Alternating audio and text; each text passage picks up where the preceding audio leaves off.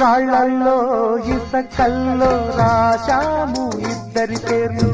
కళ్ళు మూసి చిన్నగా కలిగి చదువుకు ఒక్కసారి కలలలోన తీయగా